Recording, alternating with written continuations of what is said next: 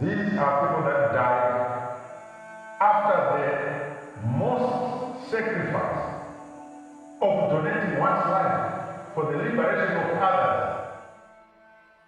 You are not taught to crawl, but the gun will teach you to crawl. Kana wave muhondo, you don't prepare when and where to die. And you don't know when and how you are going to be attacked.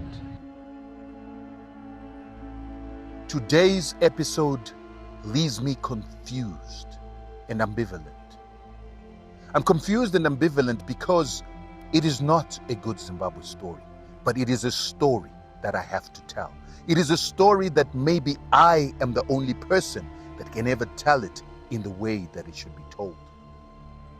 This is a story about how it is that our nation of Zimbabwe, Zimbabwe, was liberated by the gun. A gun that was carried by 14, 15, and 16-year-olds that were blown by a wind and blown over to leave their classrooms and begin to walk towards Zambia and Mozambique. Many of them didn't know why they were leaving their class, where they were going to, but they knew that they had to get out of the country in order to find solutions to liberate their country. They knew that they had to go and look for men and women that could teach them how to hold the gun, use the gun, and go back home to fight for their liberation.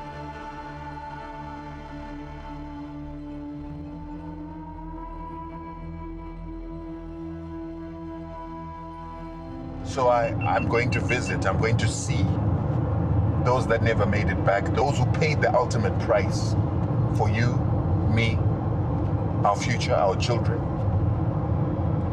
I'm going to see them. I'm going to see where they were laid. I'm going to see where their bones are left behind. I'm going to see where the sacrifice was made. I don't know what to expect, but I have a feeling it's going to evoke a lot in me, because there are spirits and people left behind where I'm going. And so I want you to come on this journey with me.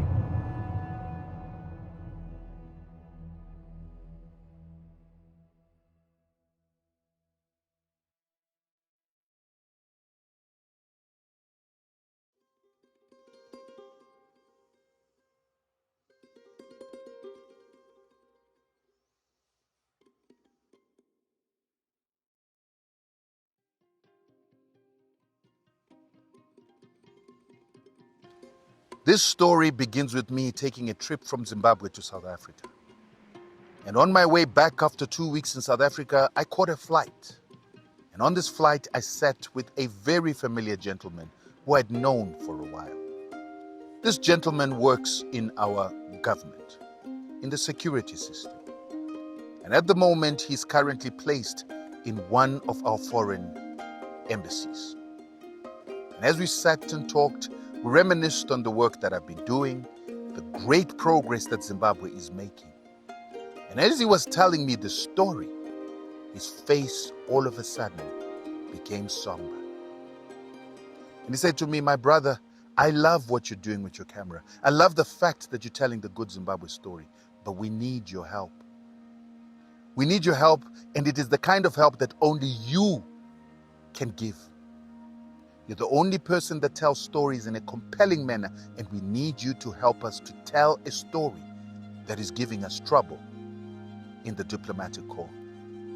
And I asked him, "What is this story?" And he says, "My brother, the shrines of our heroes, our liberation shrines, the shrines where our forefathers fell during the war to liberate us, are in disrepair. They're in disrepair and no one cares. And I think we need to tell the Zimbabwean people. We need to remind our people where we came from, who liberated us, and our duty to look after where they fell."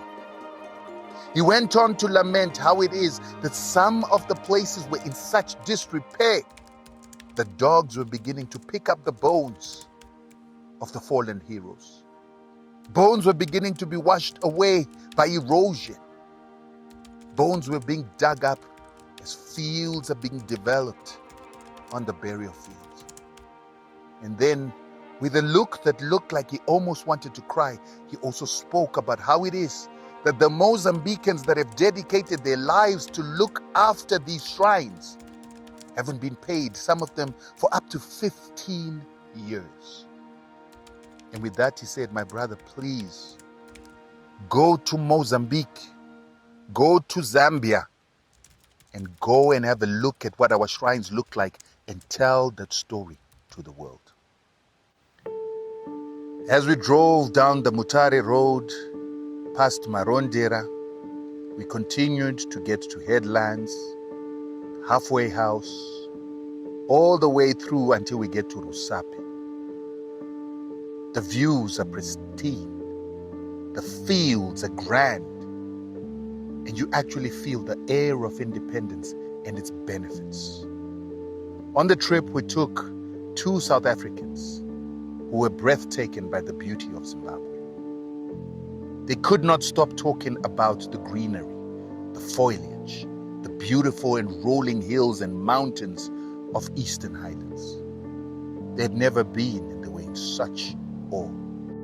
We couldn't wait to get to Christmas Pass because I knew that at Christmas Pass their breath would be taken. And as we drove, we eventually got to Christmas Pass. The road widened into a double lane and began to meander through the pass. Even I had forgotten just how beautiful the scenery is.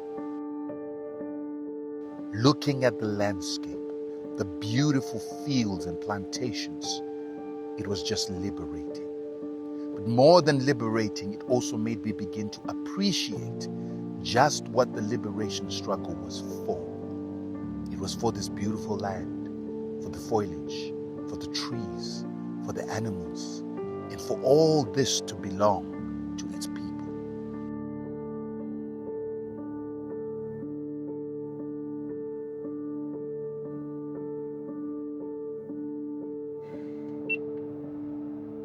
So now we're stuck in the traffic close to the Beira border post. The traffic is unbelievable. The trucks. Now, these trucks used to go through Johannesburg or South Africa to Durban. But now, since the Mozambican port was upgraded, most of the traffic that goes to Zimbabwe, Zambia, Congo, and there's one more country I'm forgetting there. They're all using Beira. And so the traffic is unbelievable. It's congested. And it's all trucks. Small cars do not have a separate way to go. And so we're looking at about an hour in this traffic. There has to be an upgrade of the road and the border post, surely. But the route is scenic, though. It's beautiful. And that's what's keeping us occupied as we go through.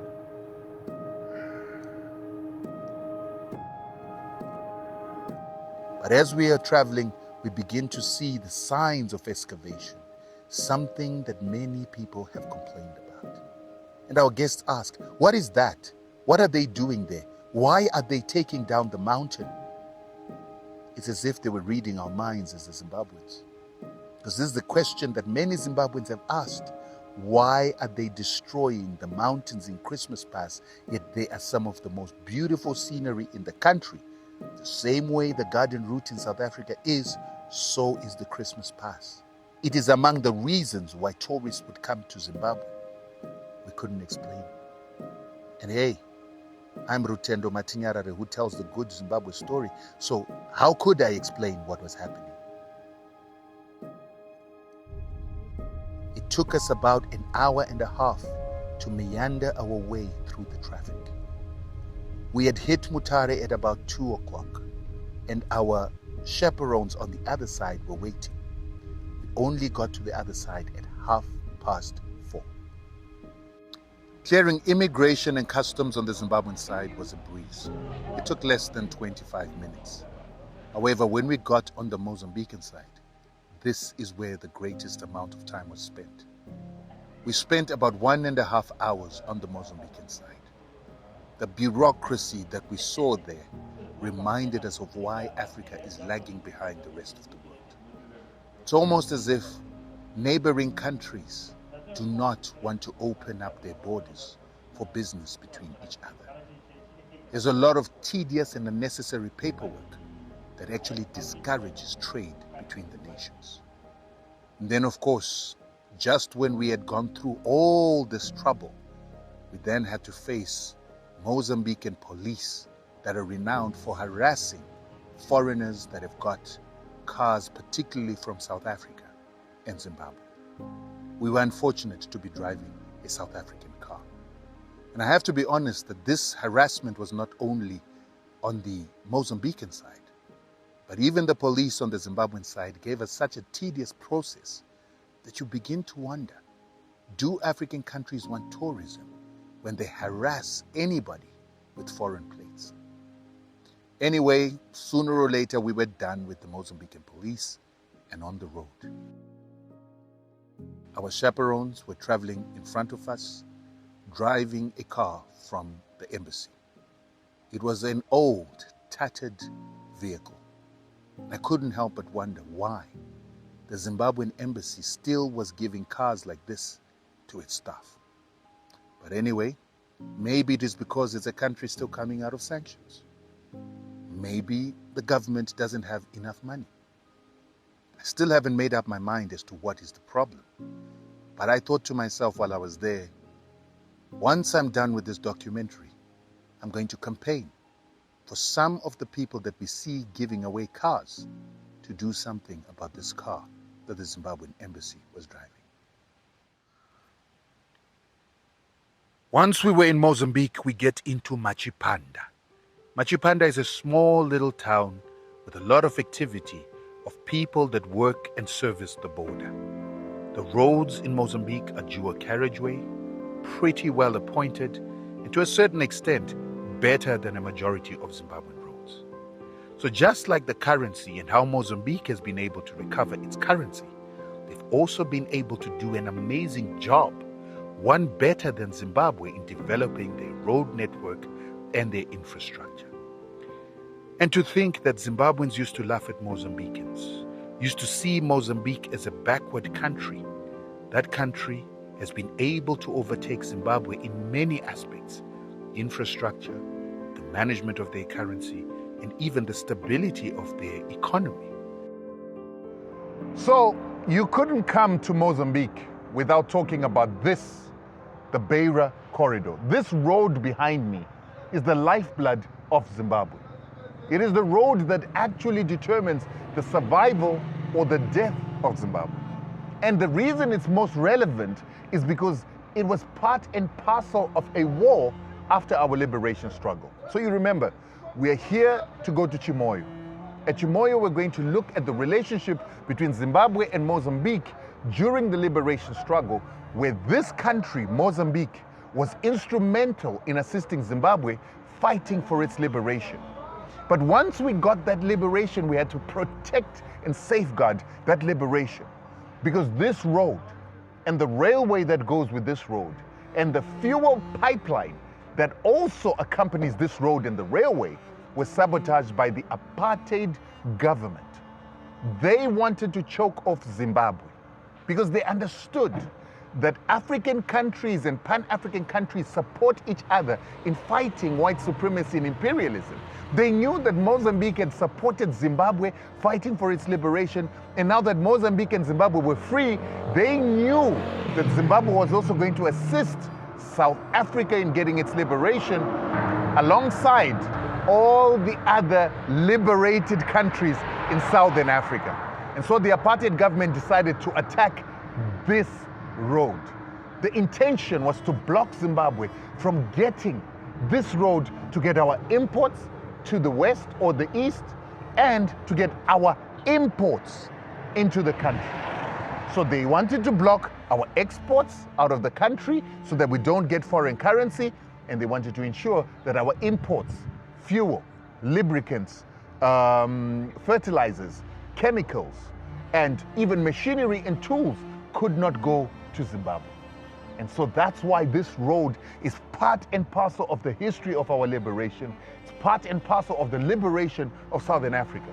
Because what ended up happening is that Zimbabwe had to deploy 12,000 soldiers to protect this road, the railway line, and the pipeline to ensure Zimbabwe's survival so that it could continue supporting MK, ANC, and PAC that had bases in Zimbabwe, that were training in Zimbabwe, and they were also training and had bases here in Mozambique.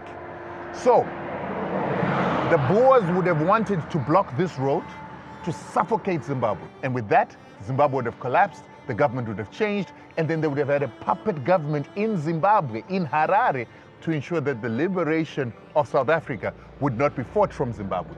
In the meantime, they had a group of people that were called MNR or Renamo that were also fighting Mozambique, trying to cut the country into bits and pieces and to remove the government. So the objective was they're going to try and destroy Mozambique, remove its leadership, put a leadership that's not going to support ANC, PAC for the liberation of South Africa, do the same in Zimbabwe, and there you have it. These frontline states would not have been able to support South Africa's fight for liberation.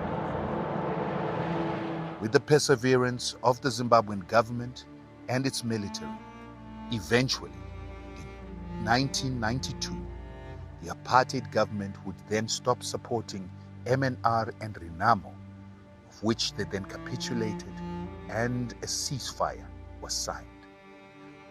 It's from here that Mozambique went through 15 to 20 years of struggle, trying to rebuild the infrastructure of their country that had been destroyed by these rebels and the commandos of South Africa, trying to protect apartheid. And also, it is in that period that they began to work on their currency. It was amazing to see that the Mozambicans had recovered to rebuild their highways, rebuild their roads, and rebuild their countries into what it is that it is today. The Mozambicans have done well. They have succeeded in resurrecting their country. And I hope that we as Zimbabweans, after 24 years of illegal sanctions that have now been removed, will also have the resolve and the discipline to regrow and redevelop our country into being what it was, or at least emulating what the Mozambicans have done. You could feel in Chimoio that there is progress in this city. It was a city that is moving up. Little coffee shops, cafes, nightclubs. The nightlife was vibrant. As we drove towards our hotel, I was marveling. Chimoio felt like Maputo. There was a vibrancy in it. Little parks, people sitting in the parks, and manicured lawns in the parks. The streets were clean, the streets were maintained, and the houses painted and not grey and dreary like what we had seen in Mutare. I was envious. I mean, we were the Zimbabweans that used to be the center of all the attention of Southern Africa. And now here, in Mozambique, the one that we had once looked down upon, were cities that were better than ours. This was a level 3 tier city in Mozambique that felt better than our level 2 tier cities in Zimbabwe. That was something of a surprise. But I was happy to see progress in a country that many people had looked down upon. Chimoio was something else.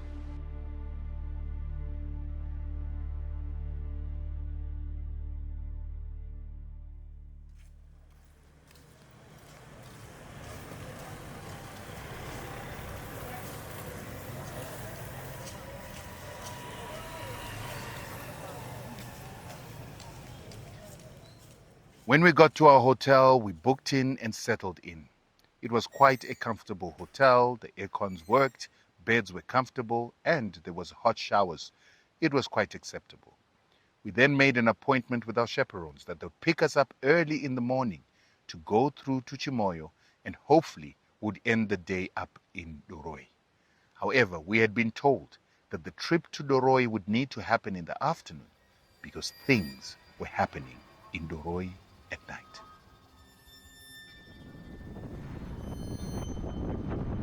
Our drive to Chimoio took us through the very same main street that had brought us into Chimoio.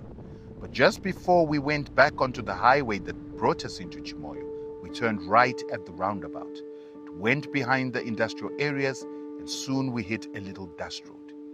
This dust road was deja vu to me. It looked like the dust roads and streets that I had seen in Goma.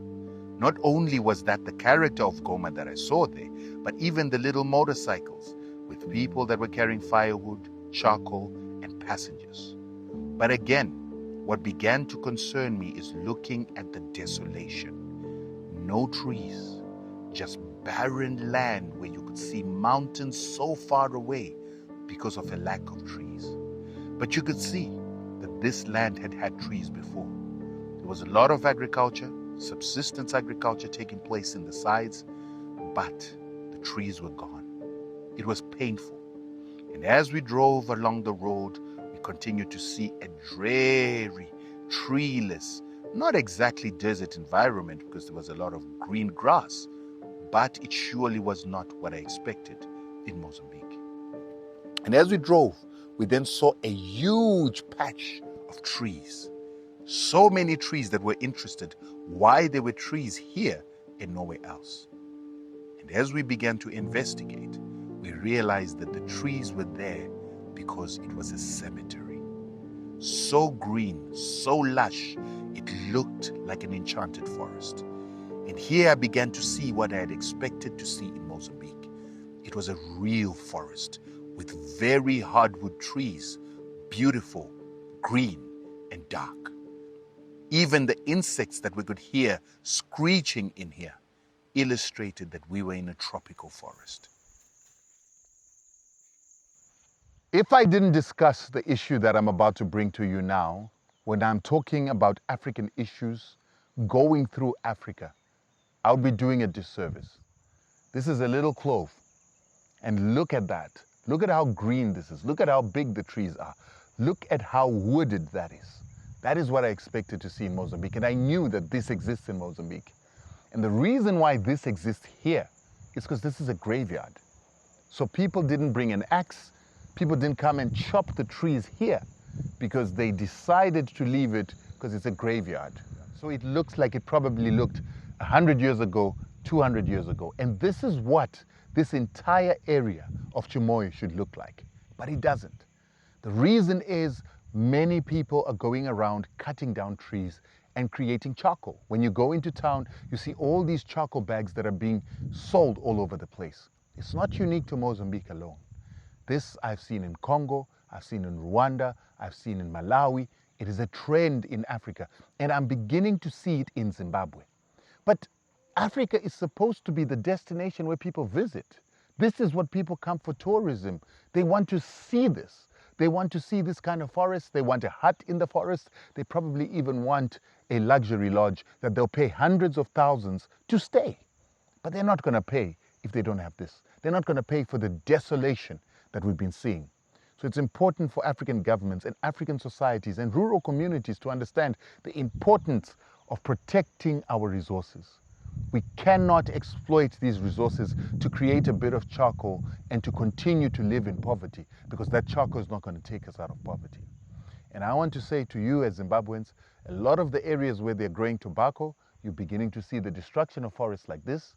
And in areas where there's no tobacco farming, like Matebele land, that doesn't have a lot of water, you're beginning to see these kind of forests.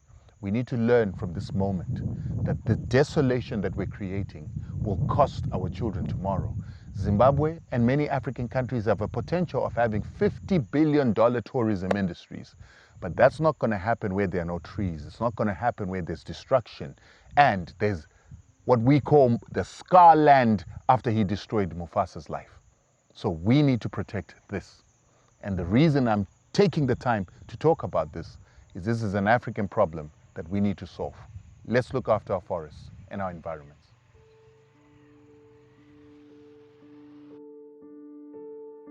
After looking at the grove, we then went back on the road. We passed numerous little isolated huts and villages. But the villages didn't look like ours. The huts didn't look like ours.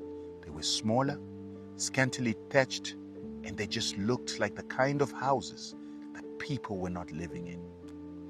My girlfriend looked at me with sad eyes, and she said to me, "Babe, this looks like abject poverty." It was the image of what Africa had looked like in many documentaries that we've seen before. And we didn't want to tell this side of the story. However, would it be a story if we didn't tell the character and show what it is that we had seen? We saw kids on the side of roads. But another thing that caught our attention is we hardly saw cattle. We hardly saw goats. Generally, what we saw was scant number of chickens in each and every little home. Was it because they didn't have cattle? Was it because they didn't have livestock? We were not sure. But I remembered the stories that during the sabotage of Mozambique by the apartheid South Africans, Renamo and MNR, they had decimated animals, burnt fields in order to starve the people, in order to push them to surrender. I was beginning to wonder, was this the toll that it had taken on Mozambique? That there were no livestock, people had no wealth, people had no goats. I was saddened.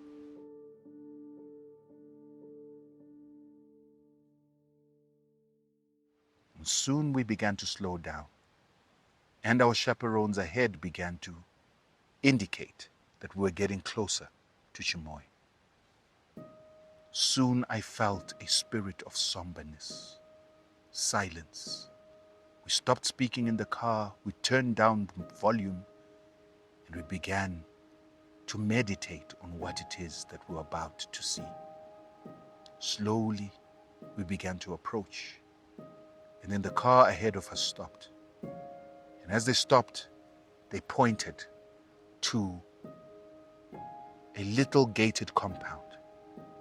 I couldn't really see what it is that they were pointing at, but eventually I began to see these concrete slabs that looked like building foundations. And then they said, those are the first shrines, the first mass graves of Chimoio. Everything changed. The mood changed. It's as if a spirit had overcome us. There were no words to be said, but there were tears in the eyes. Sorrow overcame us. This shrine is supposed to be a celebration, but it's also a reminder of death. It's also a reminder that people died for me to be here today.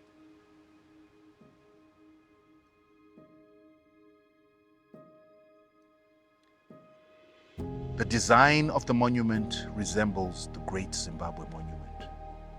It was just disappointing for me that it was done in brick. As we drove in, we began to see the buildings. New buildings were being built, and in the distance was an old building that looked like a church.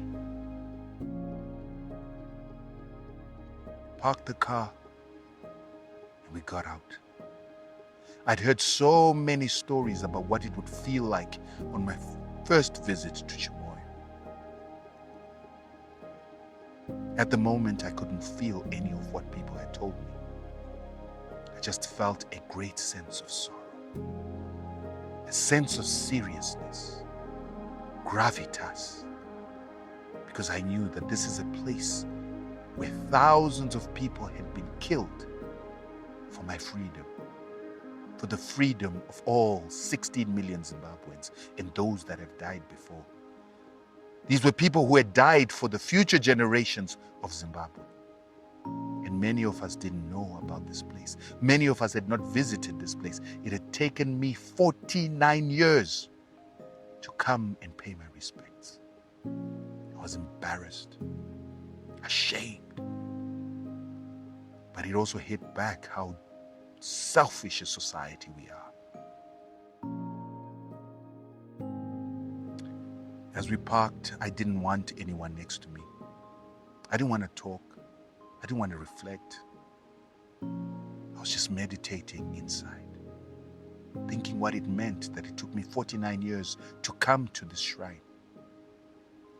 I had enjoyed the benefits of liberation and independence without ever considering the people that had sacrificed for me. And now, with cameras, I was coming for the first time.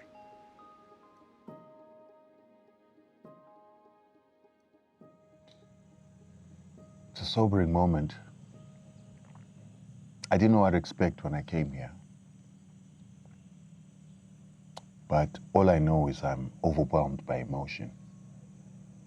By the time we drove closer to this place, in fact, from the time I woke up in the morning, I started feeling something in my spirit, something inside me. I started understanding that what I was coming to do here in Mozambique was to see a part of myself that was left and buried in the soil of Mozambique. Even more importantly, it became clear that I'm not going to see a part of me that was left in Mozambique in a foreign country, but I was going to see a part of me that was left in my country, our country, Mozambique, Zimbabwe. They used to be part and parcel of the Mtapa Empire, part and parcel of one Africa, the same Africa that has been divided into 53 little countries by the colonizer, and we have rubber-stamped that. And I began to grieve. I began to grieve even before I got here.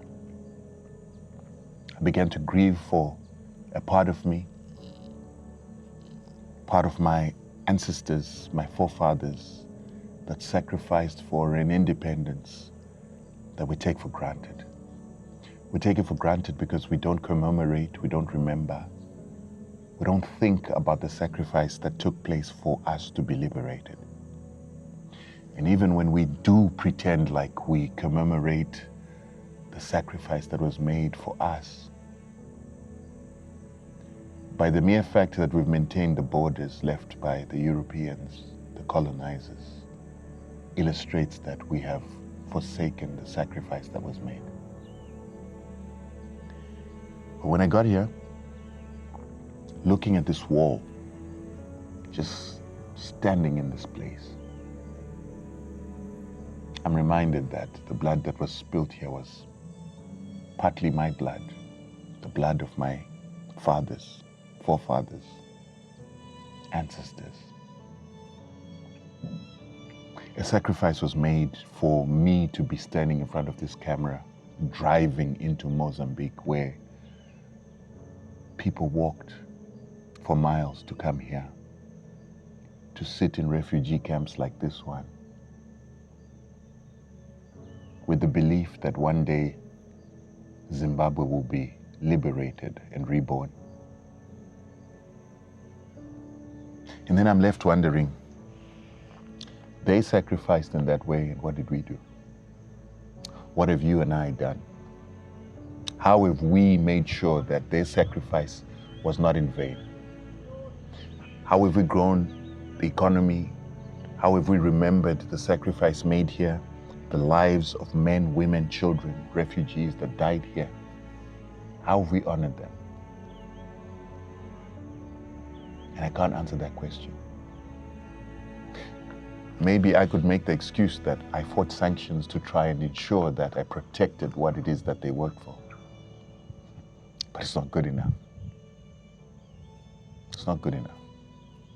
Because there's still people starving, hungry, jobless. Some people are still living the lives that we lived in this refugee camp, a life of lack, a life of despair.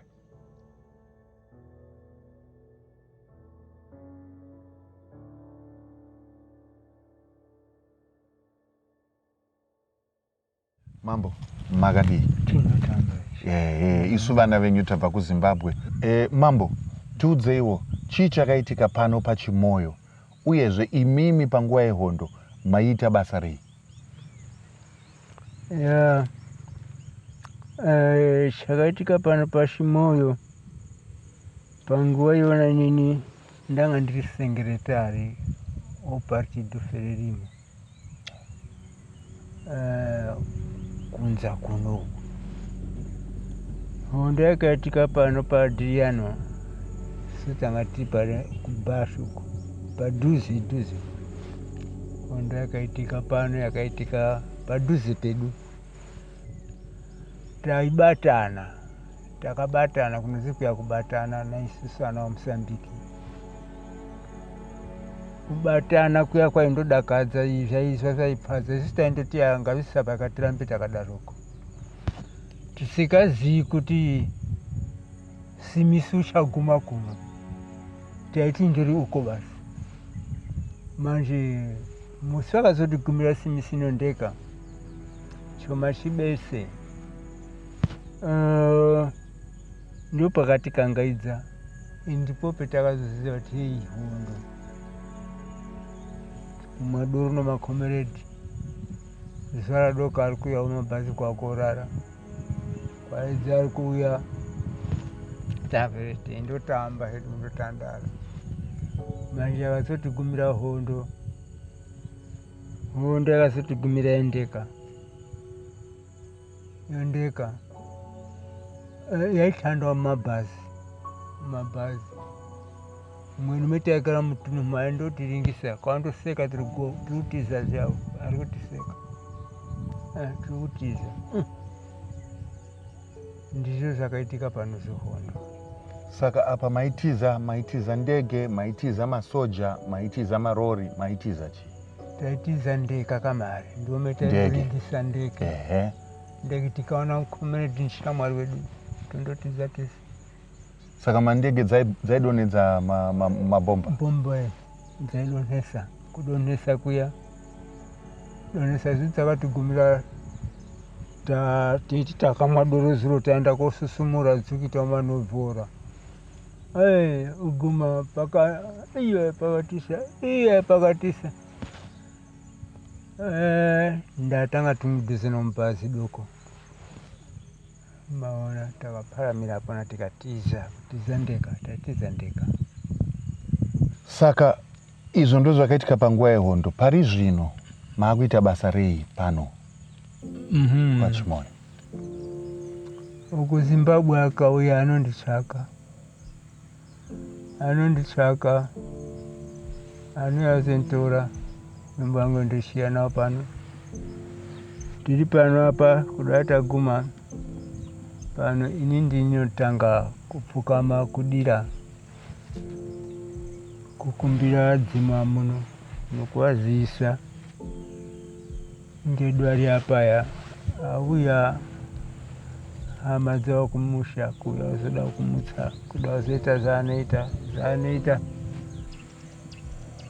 Saka ndimi zvakare munochengeta pano? Ndini. Munogara pano here mambo? Inini handigari, anogara mbana iri aya akomana iri aya ndiwo anochengeta pano, ndiwo anotemera pano, ndiwo anonera pano. Zvizhinji zvinoitika pano ndiwo anozviziva. Alright, ndinoitwa Francisco Fernando, ndiri mushandi panzvimbo ino yamasvika. Handishandi ndege ndinokoshana titu asitane nguva yakareba. Ini nonzwi Rutendo Augusto nonyanya kuyerekera nozina rababa wangu kuti Augusto. Basa ratinoita isusu rakati wandei ende rakanaka sezvo tajaira. Tisu tinokirina nzvimbo ino tichichengetedza nemavisitors akasiyana anonge auya usiku nemasikati tisu tinovagamuchira pano tichiaudza zvakaipa nezvisina kuipa, zvakanaka nezvakaipa. Makatanga riti panapa? Basa redu rakatanga 2004 tichitori wadiki chaizvo. Utori wadiki? Ini nomwe wangu taingopinda nonzira tobva tadainzwa kuti wakomana paishanda umwe wainzwi Jose, saka ndiye aidini aichengeta pano 2004. Saka nofunga utoti pabasa rake raita angasikakoni kuklina nzvimbo ino iyi. Saka ini nomwangu taitobva nochokumusoro takabva tadainzwa kuti uyai pano.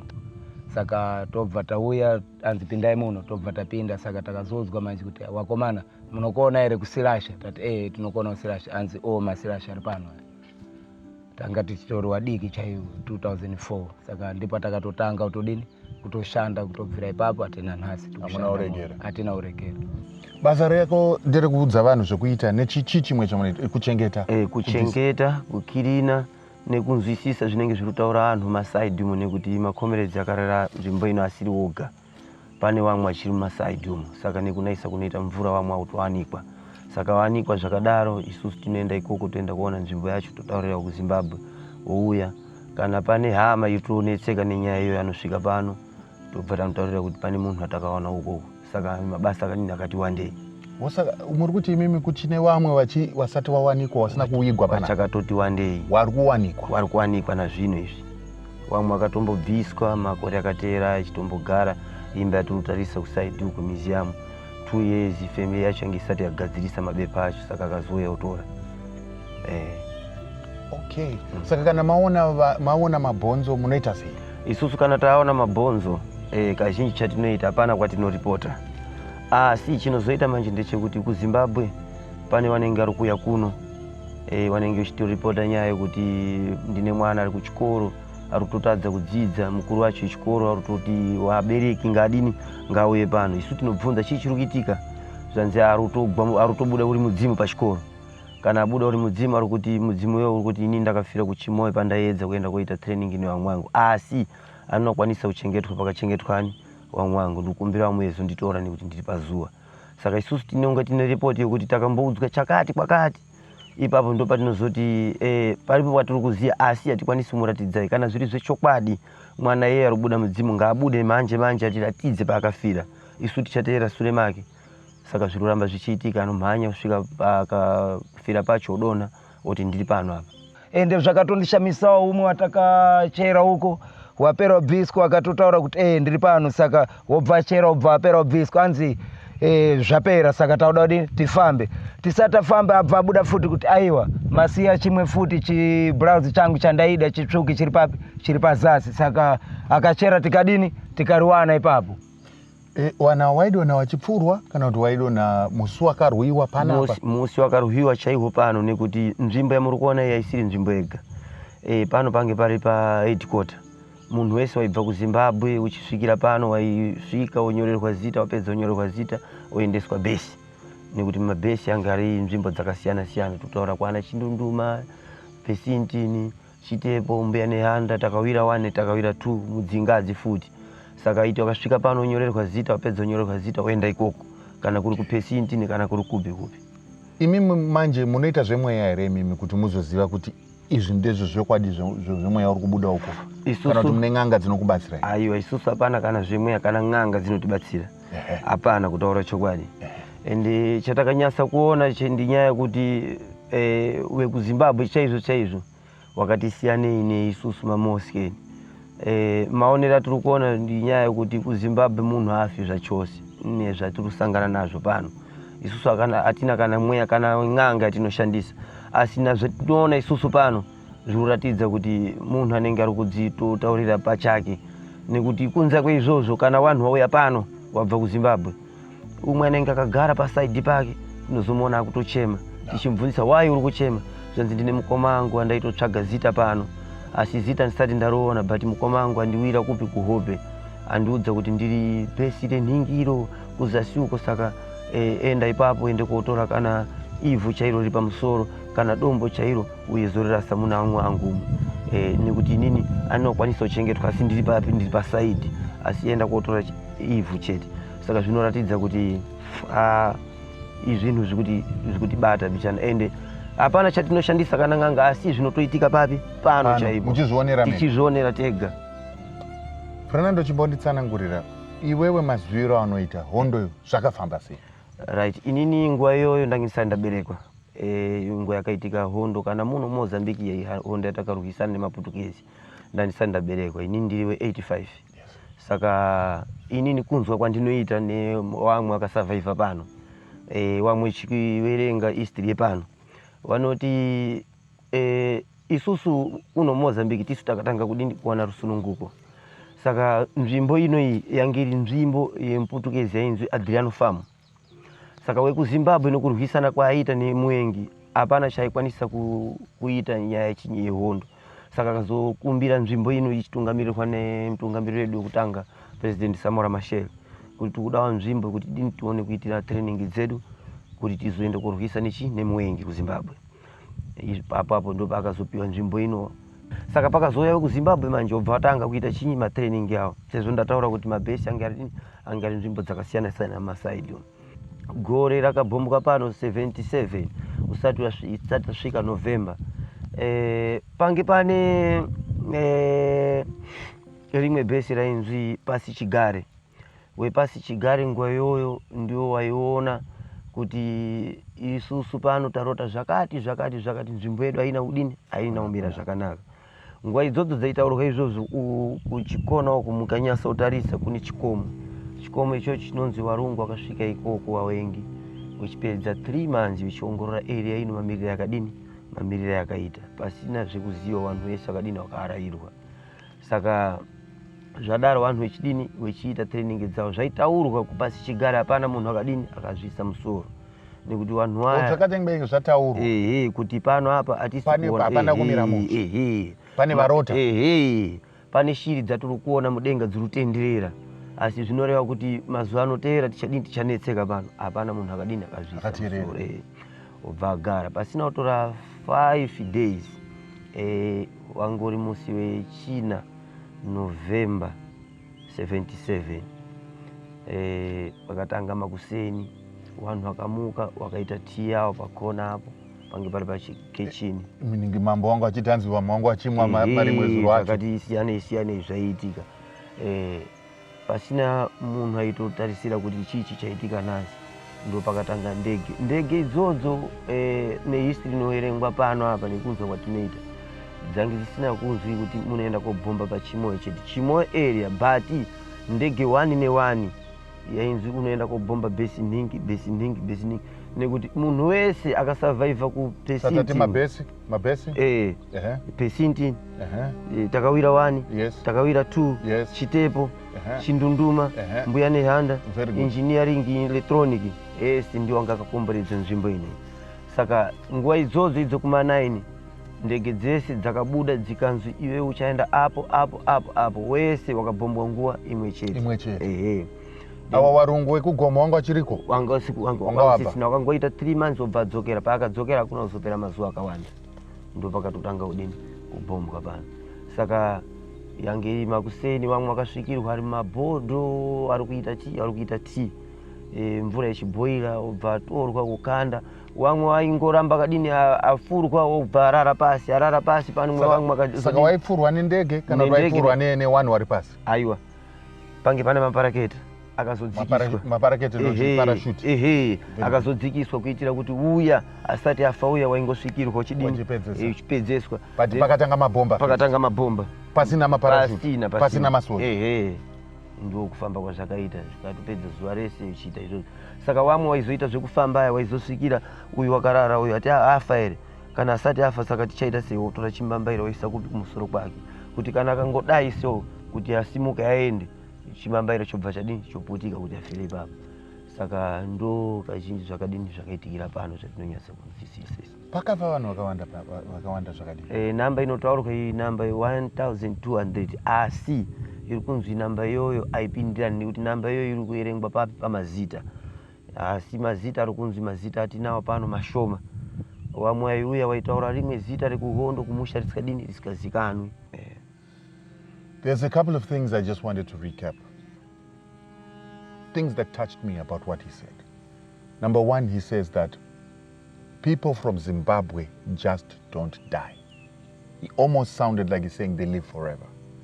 Because what he's saying is that the spirits and the bones of the people who died here are calling out. They're calling out through spirit mediums, through family members that begin to channel the spirit, telling the people back at home where to go and find these bodies. That's point number one. Point number two, he's saying that sometimes when they are working and moving around this area, they are finding bones. And once they find those bones, they've got a protocol and a procedure that they follow in order to notify the people of Zimbabwe. The next point he raised is that before the attack, there were people who were dreaming, people who could tell into the future, people who could hear the Spirit speaking, warning them about this attack and the fact that it was coming.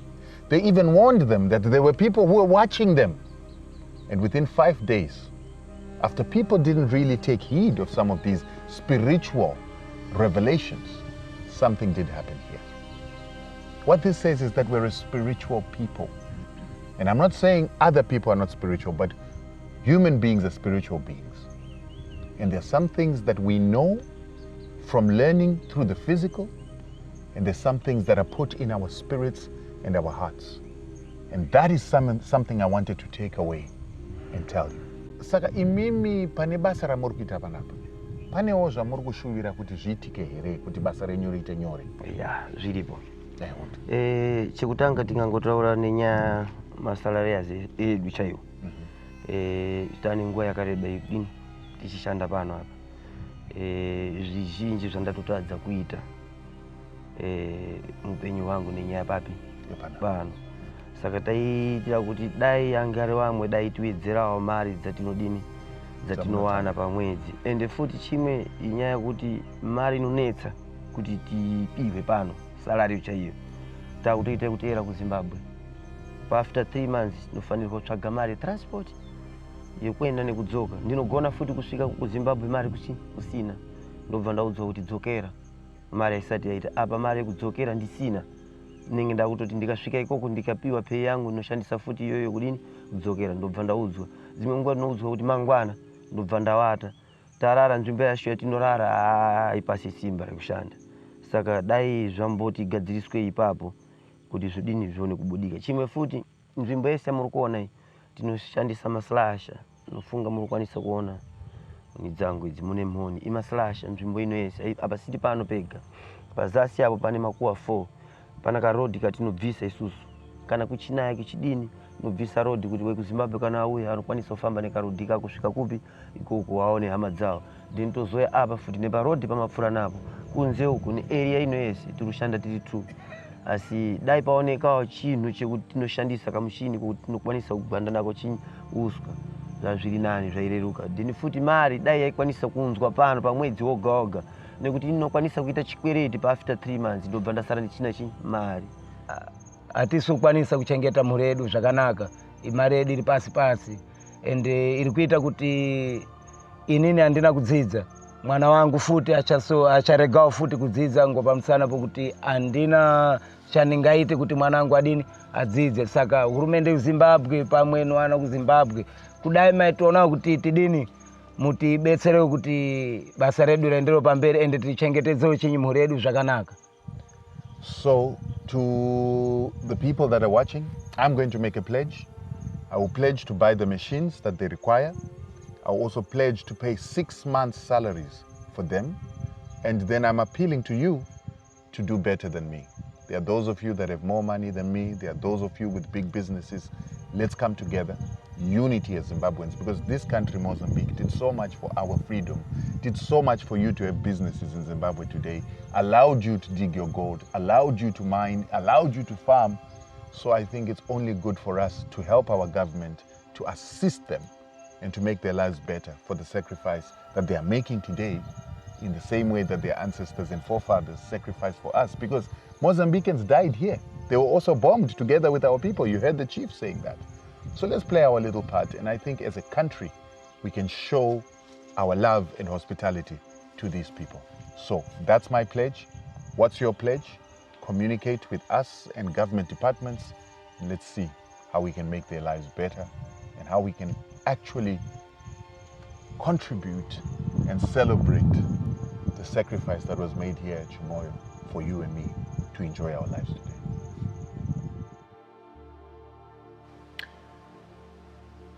I was then taken through the memorials as our guide began to explain what each and every monument, concrete structure meant.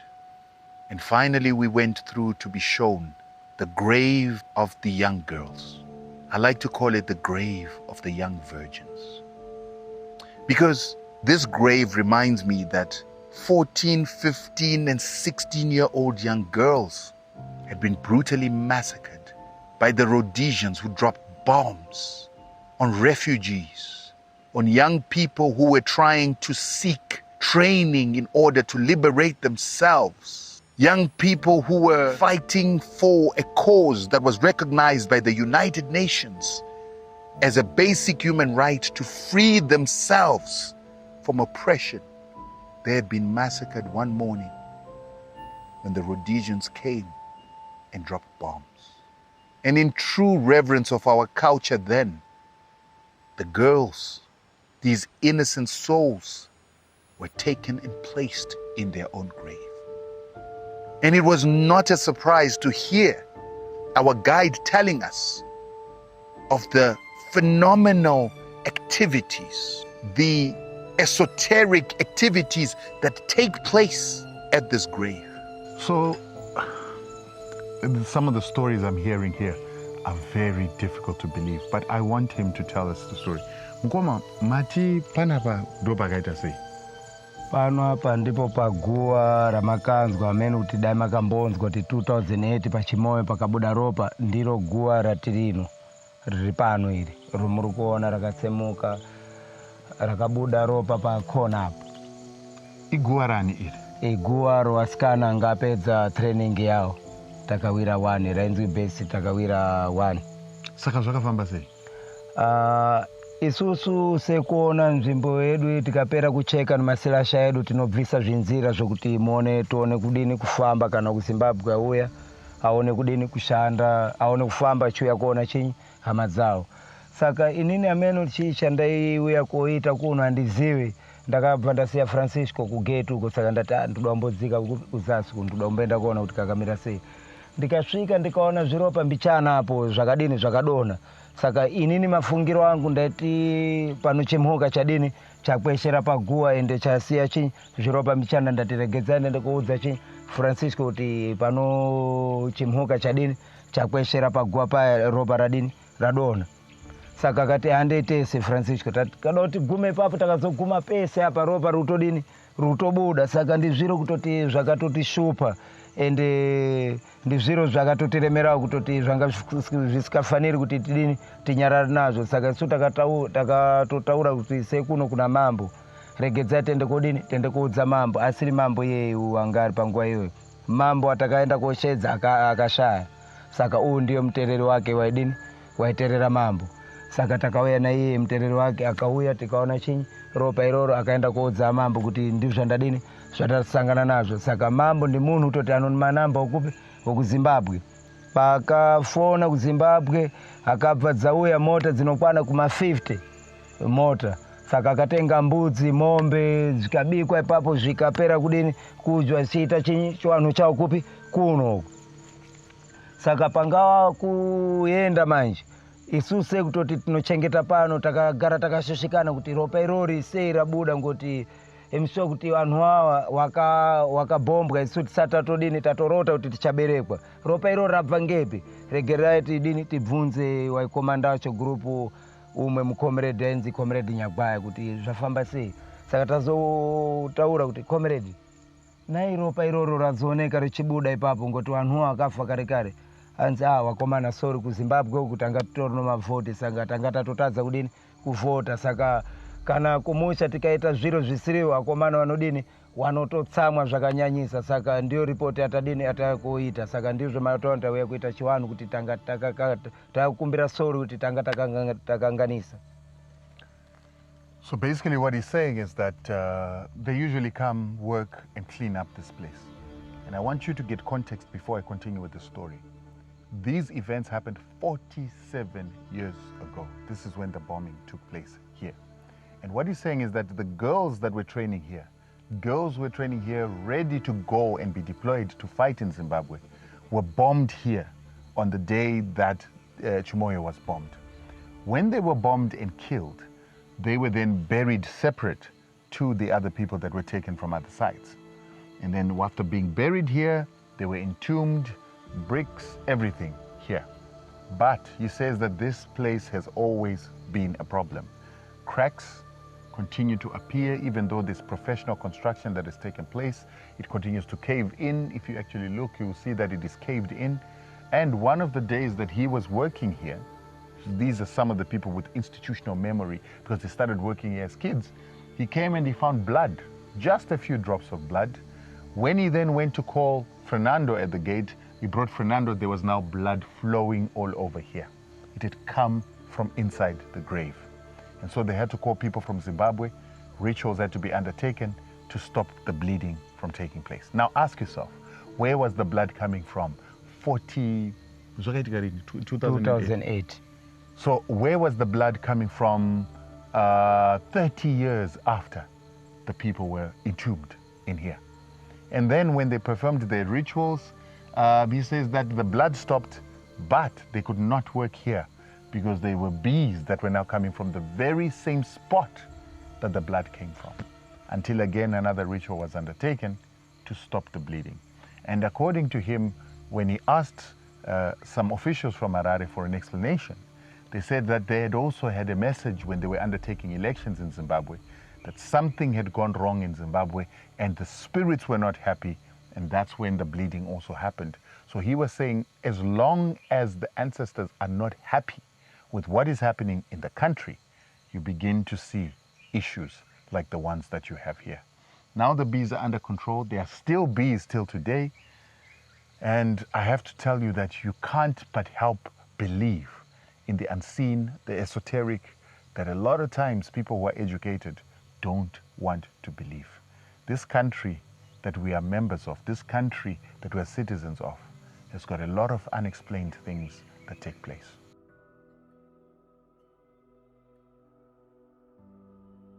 And then after seeing all this, we then went into the museum. That old church building that we could see when we entered has been turned into a museum. One that tells you the story in pictures. My heart was touched.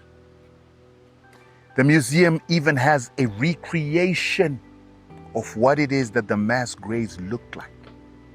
You can see what resemble limbs, human bodies in the ditches that were dug.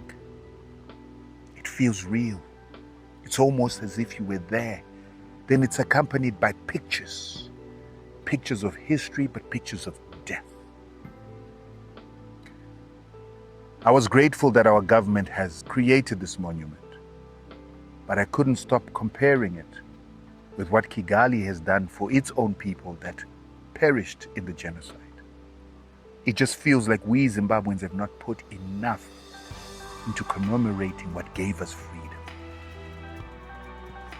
The government had decided to maintain the monuments, but more importantly, to ensure that they built accommodation for these young workers so that they could live with their families in comfort. They also ensured that they built toilets and facilities for those that arrived from Zimbabwe to be able to meet, gather, and have presentations at the monument. So in as much as I've seen better monuments in places like Rwanda, it was relieving to see that the Zimbabwean government is investing in making the shrine look presentable and to ensure that it's better than it used to be.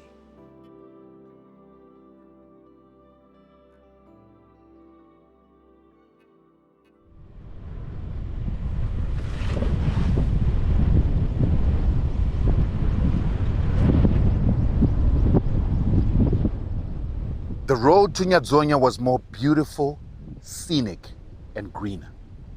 Even though there were a lot of farms along the way, there were just a lot more mature trees and forests. We were approaching the memorial, and I began to wonder what it would look like and whether it would resemble Chimoio. We slowed down and parked right in front of the board that used to be written, "Welcome to Nyadzonya."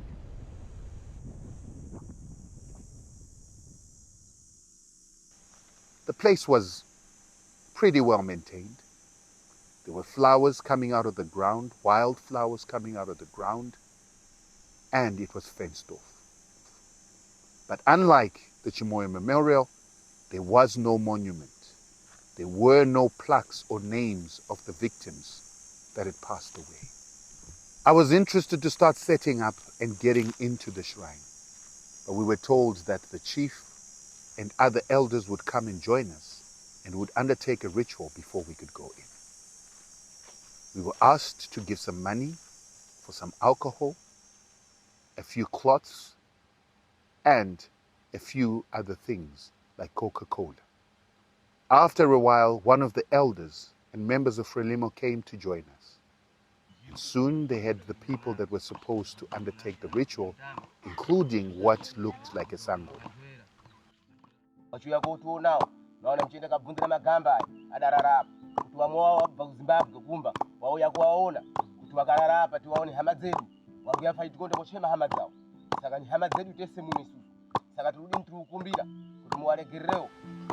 Under normal circumstances, I would have questioned undertaking a ritual. I was raised as a Christian and raised to be suspicious of African rituals. But I had told myself that not anymore will I be afraid of undertaking African rituals because of indoctrination by Christianity.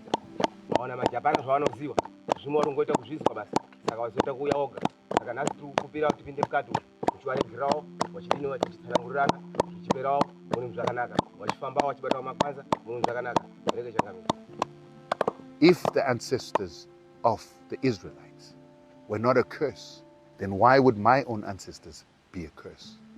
Particularly after they were the ones that fought to liberate us and not the God of Israel. We thanked the ancestors for protecting the shrine, for allowing the prosecution of the liberation struggle, and those that had continued to maintain and look after the shrines. They thanked the ancestors for my coming to join them in celebration and to listen to the story of what happened at Nyadzonya. The story of Nyadzonya is a painful and somber story. A story of a Moritz Nyati who sold out those that believed and followed him, those that looked up to his leadership, but he took them astray in order for him to benefit alone from a few trinkets.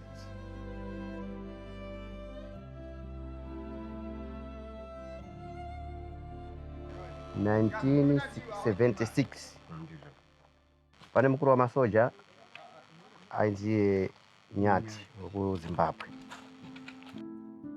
My name is Josephat Terera. In 1976, that's when I became aware of the armed struggle that was in Mozambique. On a ZANU day, which was 8th and 9th August, we were busy celebrating. And then when we were celebrating, we heard some vehicles coming, military vehicles. They came and we thought that it was Comrade Nyati who was coming to take us to go for training. Some of us, we just ran and just to welcome Nyati. And we had to climb, to get into the vehicles and so on. I didn't know that this is an armored car. We thought it was just a mere vehicle. Yes. Then Nyati was there with the soldiers. The white soldiers were painted in black. And you couldn't see that these were white? Because they were sleeping on the floor, on the vehicle floor. Saka chichiripo ngechekuti kusvika kwakaita Nyati aive chiti tawina Zimbabwe. Hondo yapera kwakaita. Saka vanhu vese paakaridza bhero, vanhu vese vakamhanya masoja ese vanzi siyai futi uyai ndikuudzei. Inini sakomanda wenyu. Exactly. Ndipo pakazobuda masoja ese kupinda palaini. Apinda palaini ese masoja yeye akamira. Varungu vamwe vanga rimotya vangasati vadzika. Vakazotanga kudzika nenguva yavo yanga kadini, yanga kaseta nebhomba rawo ukorieri. ngakaseta nguwa kuti nguwa yakati bhomba rudini rikupadzika.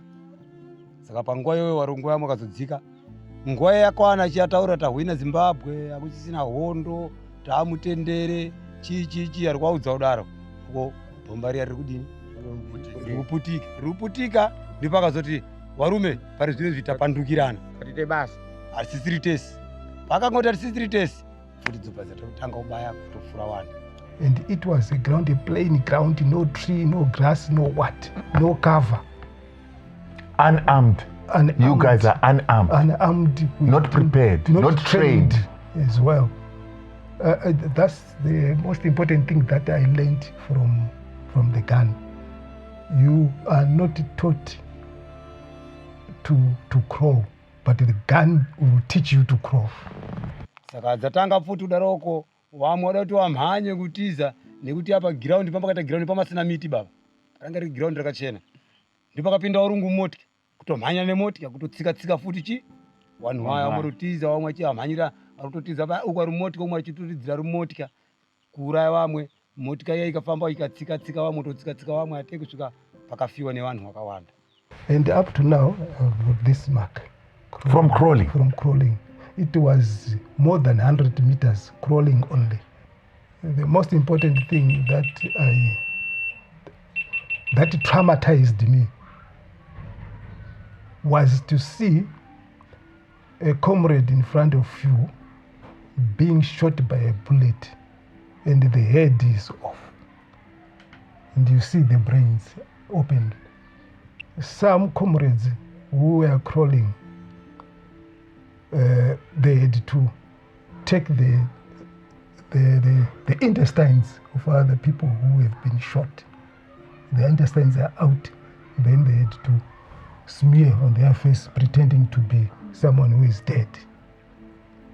You could see people putting their hands in the ribs of the person who is dead, so that the soldiers, when they are coming to the Rhodesian army, they would think that this person is dead. So from there, we were all being pushed to Nyadzonya River. It's a big river. Yes. They wanted, if you escape their guns, then you'll be taken by crocodiles in Nyadzonya. When I got to the river, I jumped into the river. So I tried to swim, but I failed. Then I got under the river, under the water. Vamwe vakazongobayiwa vachienda kufira musango. Machinyura mvura achitorwa nemadzi. Vamwe vakazokwanisa kungoyambuka abayiwa. So bad was the carnage that many of our brothers and sisters ran until they got to the river. Some were eaten by crocodiles. Crocodiles are said to have feasted until they could feast no more. And just when they had finished, the Rhodesians celebrated. They played soccer where it is that they had killed our people. Tine chikumbiro chekuti kudai hurumende yeZimbabwe yatigadzirirawo yatibatsirawo nechikora school primary school yatibatsirawo nechibhulani chemvura chigidzo ndo zvatakanyora apa chibhulani chemvura ne hospital. With our shrines being protected by these people I'm standing with, they have things that they would like us to do. They would like schools. They would like to ensure that they have guard houses for the guards. They would like toilets so that even when you visit, you'll be able to use the toilets in the same way that we saw at some of the other memorials. They would also like to ensure that they've got money to pay salaries or wages for people that are guarding this place. Sometimes the guard that is here cannot guard, and there are other people that assist, and they would like salaries for those people, and they're talking in terms of about $60 to $70 per person. I think these are things that we as Zimbabweans can do. Yes, we appeal to the government, but our government has so many obligations. We as the citizens must also take responsibility to assist with this.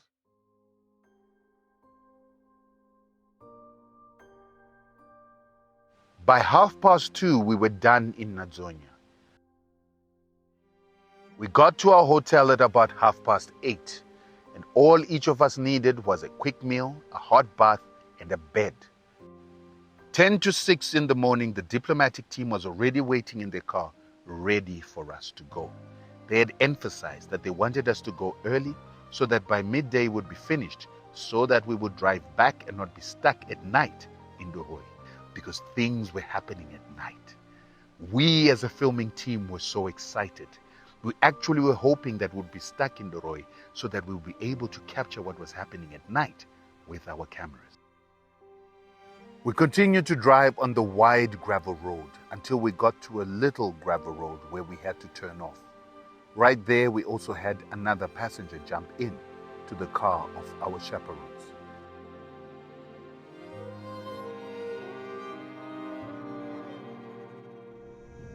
We then drove about 15 minutes through this little strip road until we began to see what looked like a forest or a coven just ahead of us. Sooner or later, the coven was becoming closer and the road came to an end. And there was a fence, and we were right. This coven or green area was exactly where we were going. Doroi, just like Chimoio, was a refugee camp. But this was one of the biggest refugee camps in Mozambique. And it was one of those refugee camps that received Zimbabweans that were coming from the northeast of Zimbabwe into Mozambique. And so here were found mothers, children, boys, girls, and the elderly. And the problem is that the population of this refugee camp grew so big and so quickly that by the time that the people were there was not enough food, and the donations that were being sent from outside the country could not cope and meet up with the pressure. And as a result, starvation began to happen in this camp, and people were also afflicted by various types of diseases that killed them over time. Doroi was never attacked like Nyadzonya and Chimoio. However, people died in large numbers. And so this is why there is a green coven that continues to exist today, because what used to be that refugee camp has become a burial ground for thousands upon thousands of Zimbabweans that died of hunger, disease, and starvation. Some of the workers that work at Doroi have not been paid salaries for over 6 years. So despite this commitment to looking after our shrines, the people at Doroi are not being looked after. Not only are they not being looked after, but they also do not have machinery and tools to use to look after this shrine. But in my books, this was the most beautiful shrine of all the other shrines, for the natural beauty that has been maintained and the trees that have been looked after. I swore and vowed to myself that when I got back to Zimbabwe, I would get in touch with all the millionaires, multimillionaires that I know, all the mbingas of our country, to ask them if they can help us to pay these salaries that were outstanding and to ensure that these people were paid. What is sad is when I reached out, none of them were interested. Only one, a white Zimbabwean man, was willing to contribute. And even he was discouraged by one of our mbingas not to give us a cent, because he says that the government has a fund for this. But he knew well that the government does not have a fund for this. But he didn't care about those that are looking after the shrine. I began to wonder if he's actually been there to see how men, some of them in retiring age, one of them is 69 years of age and he can't even walk because of prostate cancer. But he continues to dedicate himself to look after our shrines. But we as the people of Zimbabwe have failed to take care of him. Doroi was going to be our last trip before we went back home. Our trip in Mozambique had been done, and the next morning we'd be driving back to Zimbabwe. Or at least that's what I thought. Either way, I was still going to have to come back and hand over the things that I had promised to these people before I could say that I could start editing the documentary and that the documentary was finished.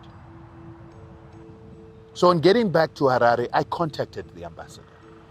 I had acquired the things that I had promised, and I said to the ambassador I would like to present them to him so that he could take them to the people that we had met. The ambassador then told me that, no, Rutendo, you've only started looking at the tip of the iceberg. There still are the places that you need to go. And in fact, you and I need to go together to give these gifts that you have promised before we can even finish off with the document. He told me about places like Eshpunga Beira, where graves were now becoming fields where the people of Mozambique were planted. He told me about places where the bones of these liberation struggle heroes were beginning to be washed out of the mass graves by water. But what touched me the most is that he told me that there were more than 13 different places where the Rhodesians had massacred people in exactly the same way that they massacred people in Nyadzonya and Chimoio. I didn't take too much time. I immediately went into looking for the equipment that I promised. And sooner or later we were on the road. We didn't get much trouble from the police this time around, and we were soon at our hotel.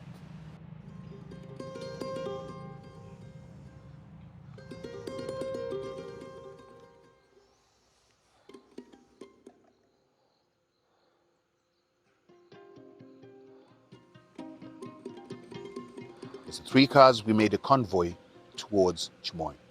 The drive was quick and brisk. We got there, and the people that maintained Chimoio were already waiting for us, since they had already seen the ambassador and dignitaries the previous day. Immediately, we got to meet the team once again. We introduced ourselves, undertook the greeting formalities, and then the ambassador began to speak. No, thank you so much for this gesture.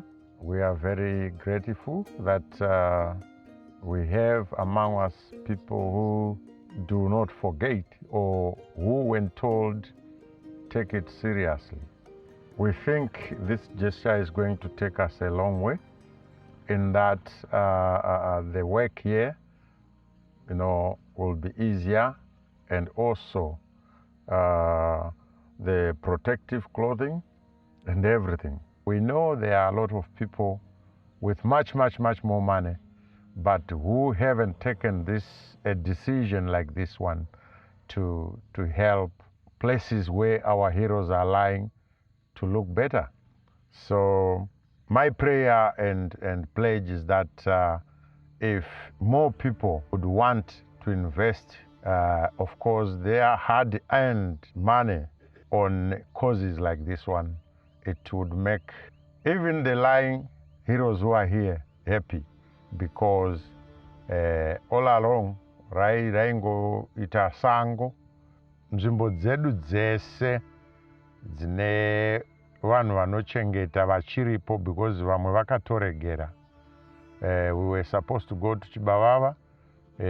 Kune munhu akapedzisira kuwana mari 2014 nanhasi. Tinenge tichishuvira kuti anenge asingakwanisi hake, haisi mhosva, asi kutaura zvakaipa about basa irori, ndinofunga kuti kukoniwa kwepamusoro-soro, because zvese zvatingave muZimbabwe nhasi zvakakonzerwa nevanhu ivava vakafa nevapenyu. I also plead with Zimbabweans. They should understand, my comrades, my war veterans, nana Mjiba, nema detainees, vanofanira kunzwisisa kuti vanhu vakapinda under a lot of trauma. Saka dzimwe nguva zvavanoita vanhu vanogona kuona sezvisiri right, asi inyaya yekuti mavakararama kuvarungu izvozvizvi kune vanhu vakaenda kunana Iraq kunana Afghanistan vatori paprocess dzekurapwa njere, because hondo pachayo inonakidza uchiiona mufirimu, but ukasangana nayo uriwe pachako unoona kuti hainakidzi. Saka ndizvo zvatinokumbira, ngavaedze kunzwisisa macomrades mapenyu, kana tine zvinhu zvatiri kuda kuvapawo, ngativape zvinhu zvinoita kuti vararame nazvo, tisavape zvinhu zvinovapa machallenges. Zvakafanana nekuti most vave kuma-70-80 womupa mudhudhudhu kuti adzidze mudhudhudhu, ndoona sekuti kungorongawo zvako kune kwaitwa, but zvisina musoro maningi, because kana uchiti mudhara ave kana muchemberi ave ne8 years adzidze kudhiraivha chimudhudhudhu, ndiri kuona sekuti zvinenge zvisiri right. But pamwe anozopa kuti vamwe vaoperate iiti imitire mari, pamwe zvinozoita no. Zvinoitika ndezvekuti we are talking of people that did not enjoy their youth and they've never enjoyed life. So they've invested for Zimbabwe. They cannot now invest for vazukuru. There must be a time. To comrade akagara otaura kuti handoo kumunhu mutaparasi kwairehwa ukunamisa na comrade Duve kuti tichanogutira umunhu. Pana comrade asati aguta kubva 70 chakuti nanhasi munhu wekukwangwaya ari ungotambura. And I hate it kuti people in politics vanotora comrade wavangowana pabhawa vachienda kuri ari kunokambena kuti vahwine, voti comrade ngavambotaura, comrade wongosvika kutaurawo, but zvinobata vanhu. Munhu ohwina, that's the last time he ends or she ends to respect that comrade. Anenge otoona sekuti every time yanosangana anodaira foni isina kufoniwa kuti apfuure naye, that kind of thing. So tinokumbira kuti zvigadzirike, but above all ndinoramba ndichitenda president Mnangagwa nebasa ravakatipa kuti tione nyaya yevanhu vakashayikira kunyika dzino idzi. Idzi ndo mbasha dzanzi muno mochipfeka manje. We then began the formalities of presenting gifts in our African custom. From then, I also explained to them that I had also brought back 6 months' salaries for the 2 workers that worked at the premises. Tinotenda zvikuru, mari yacho ndiyo iyi, yakawanda kwazvo kana une chikwereti. Ndava vanhu vari kuurayana vachiurayirana chikwereti che$10 che$5 nemhaka yokuti inoshayikwa. But ukaona munhu anokupa mari inosvika muma-thousands achiti zviitwe zvakadai, no, tinoda kuti tizvitende. Inini zvangu shefu ndiri kufara nozvaizwa izvi. Ndanga ndisina fungiro, manje ndanga ndakavimbiswa kuti rambai muri ipapo upenyu uchachinja. Ende zveshuwa ndakutoona kuti upenyu wacho wazotochinja manje. Watozochinja. Ende mweya wamakomereti ayo wakupindira kutoti tibatsirwe manje. Sure. Kuti nhamo iyi ipere. Aiwa, tinotenda. Tinotenda. No, thank you so much. Tinozvikudza, tinotenda. Kana mweya yavo nedu ichifara, zvinoreva kuti nevhu rinofara. Tatenda. Looking at the ambassador, hearing him talk, he's a normal person. But I couldn't stop wondering, what is it that these men carry as a burden in their spirits? How much post-traumatic stress do they suffer, considering that in America, 26 war veterans kill themselves every single day in America? I wondered why it is that these, our leaders who had survived these atrocities, who had buried friends, thousands of them, had not lost their marbles? How is it that they were not killing themselves the way that the Americans do?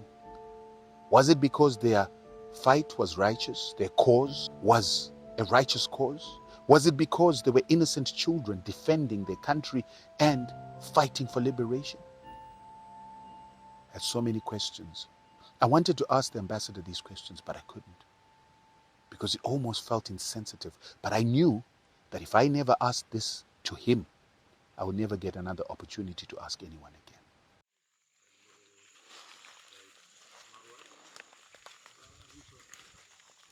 Early the next morning, we made our way to Doroi. The whole community was waiting because they knew that the ambassador was coming through. Because of sheer experience, the ambassador knew where every single grave was.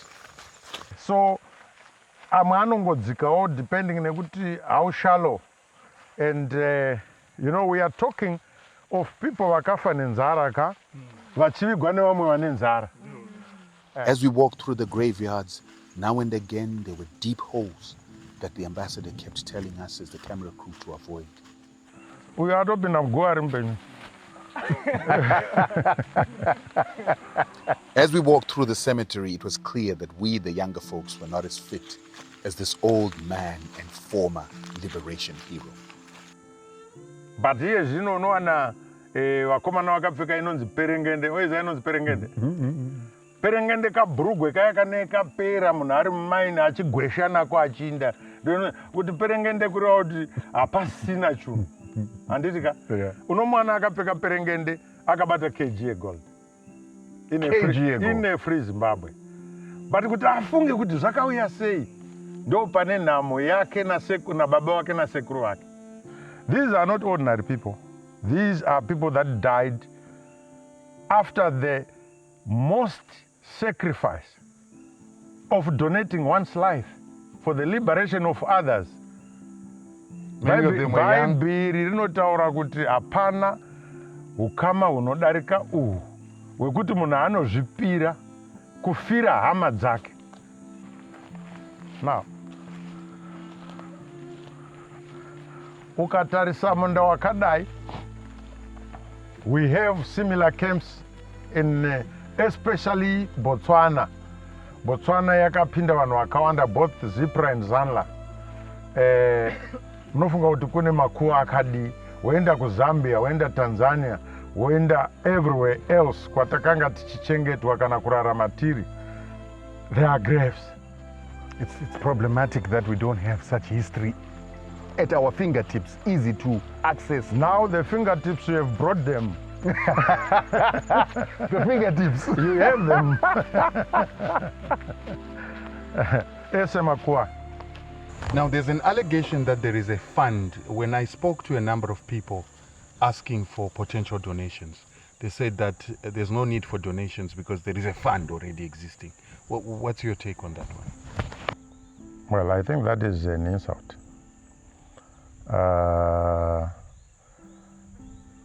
I don't think, because we are the generation that was in this whole thing, from the president himself, his vice presidents, the chairman of the party, everyone. And right now we've got the War Veterans Association ministry with us now. Yes. So with money available, we wouldn't have failed to do something. And I don't know where that money is, where it is being kept, and who is keeping it. But the Ministry of War Veterans Affairs does not have that. In fact, this should be kept under the Ministry of Home Affairs and National Heritage, but it's not there.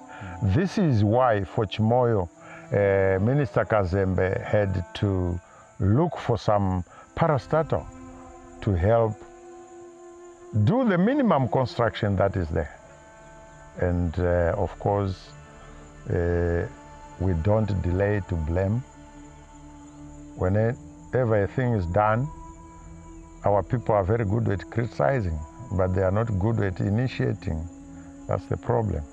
So, to answer your question fully, there is no such fund. And I think the most important reason why we came here is to do a documentary. But the documentary is just not to create information, it's to create awareness and to be a call to action to us as Zimbabweans. And I want to use this opportunity to say to you Zimbabweans, if we don't take our cameras and document this, who else will? You need to ask yourself that question. So I challenge you journalists, I challenge authors, I challenge writers. Can you also follow in the footsteps? Because the moment we lose this generation and the information they have, this information is gone for good, and we're only going to hear it from the British and the Americans who will put it in their own narrative. That's we right. have to protect our narratives. That's why we're here. That's why we're spending the resources to do this, because it's worth it. And I challenge you to also do this, the same thing, from your own area of expertise. Thank you. Thank you so much. Bye. And so we were on our way to Expunga Beira on this particular day. As a visiting foreign diplomat, the first thing the ambassador had to do was to go and pay salutations to the town clerk and the mayor before entering their cities. By the time we finished our meeting at the town hall, we were then taken by a convoy through to go and see the graves. Before we could go, we had to wait for some locals who knew from oral tradition where it is that we were going to find the shrines. This didn't make sense to me. Why would we need to look for a shrine?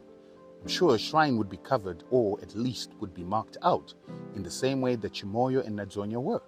So I couldn't really understand why we needed people to show us where the grave sites were. But soon it began to make sense, because as we drove around, we realized that we were driving into a township, or at least a village. And in this village, we eventually parked and started looking for the graves. The ambassador began to speak and say, the graves used to be here. And as we looked, these looked like houses, people's fields. Nothing in the vicinity illustrated that there had actually been a graveyard or a cemetery where we were walking. And according to the ambassador, this was the travesty of the story. The travesty of the story was that the places where the graves used to be were no longer graves. Chiefs had given out the land to villagers. Villagers had built houses and had created their fields on top of the graves. And this was because of the fact that these graves in these cemeteries had been neglected. And as such, we couldn't identify, or at least were struggling to identify, where our graves were. The shrines in Expunga Beira had been forgotten. They had been neglected. And over time, the people that used to care for them, not being paid, decided to leave the maintenance of these graves. And because of the disrepair, the lack of maintenance, many people just saw it as land on which to settle. And so this is why we were in the middle of a field hunting for a graves. While we were looking for these graves, the story of how it is that the massacre in Expunga Beira took place started being told. Muna 78 pakabva ndege yonayo yakauya iri imwe yotenderera peshe apo kudai yotenderera peshe apo kudai yozobva kutenderera kwayakaita kuti gare gare ikozoya majeti mandege amweni akauya tairadza kuti majeti oguma oenda kobhomba pamabhowani paizwa musangano wemasoja azobva kudaroko vakarasika maitiro acho anenge vakaita kuzovaza kutengeswa maonere tuzviita ngati vakati pane kaenda kovatengesa kuti vati ndau yakati saka vakazorasika voenda kubhomba pasi ponapi paingeswa musangano ngemasoja wamuno mumabhowani vozobva kumabhowani kuyani vozorokalizari kuti ngapo kuti paioneka nga matenda ngakagwimba voenda kovabhomba pana payani kubhomba kwakaita payani mukoma wangu ngatoripo pona pamakomredi saka pakabhombwa vakaparadzana ende vakafa vakawanda 280 vakaenda koiswa mugomba rimwe vakatosangana vanga nozvibaya zvavo zveng'ombe vakapera kuvurayirwa zveshe hapana chakasarepo potopera kubaka muriro hati kusvika kaita aitogara aiputiswa mamandege aitopinda mamwenje medu mamhatso dzimwenje kudai saka zvakarwadza izvona izvo zvakarwadziwa nazvo sokuti nesu taiendepo kutambepo saka chakazotiwadza ngechekuti vakazoteerwa ndivo nana Smith vouya kovabhomba pana. Unoziva kuti kana guva rikavakwa zvakanaka richionekera zvakanaka rinogarika naro pane kungoti pakaraswa munhu kana pakadai kurasa hatingati pakachengetwa vanhu kurasa asi tinenge tine dzimari dzinogona kuti tivakewo chinhu chinotarisa ruremekedzo nekukudza kuti pakarara vanhu vakatisunungura. I blame ourselves for not having taught the young people. It's not out of stupidity that young people do not understand, in my view, about these things, but it's that we forgot to transfer the liberation legacy to the young people. And because of that, it's like they are becoming selfish. But I think the selfishness was started by us.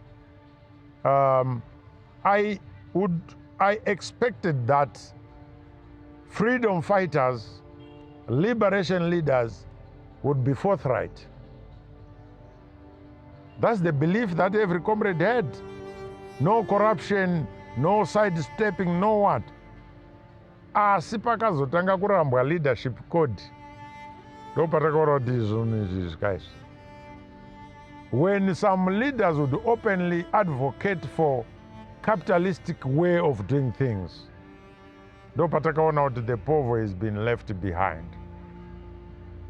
Saka iye zvino, maybe the struggle is to bring back the loose ends. Tive a society caring, tive a society that gives, tive a society inochengetedza. Ndosaka uchiona nyika imwe neimwe ine social welfare. It is known that among any nation's people, some are disadvantaged. And the people that have and the government should look after those that do not have. And we must go back to that. Otherwise, tinenge tine hunhu husina hunhu.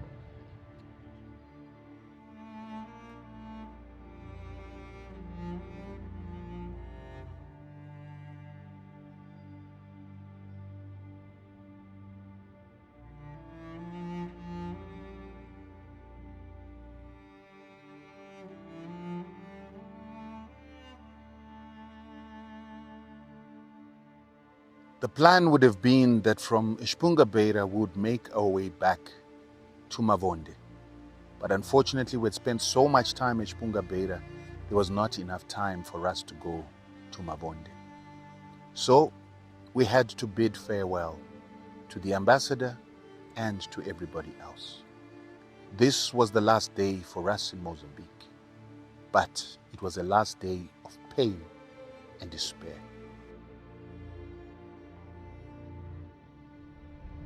So the trip is eventually finished. We had to come to Mozambique twice in order to capture everything that we needed. I'm left with many mixed emotions because there's a lot that we need to do as Zimbabweans. There's a lot of introspection that I found myself having as a Zimbabwean, asking myself, what do we stand for? What are our values? What are we as a people all about, and what has education done for us? Has the education that we brag so much about made us better people? Or has it made us lose our humanity, culture, and even our logic? Because the fact that we only know about Chimoio, Nyadzonya, and we don't know anything about the other over 15 different memorials, different places where massacres of our liberation fighters took place. And more critically, we are not maintaining them. We are not assisting the locals who are maintaining these shrines in our absence is very concerning and very worrying.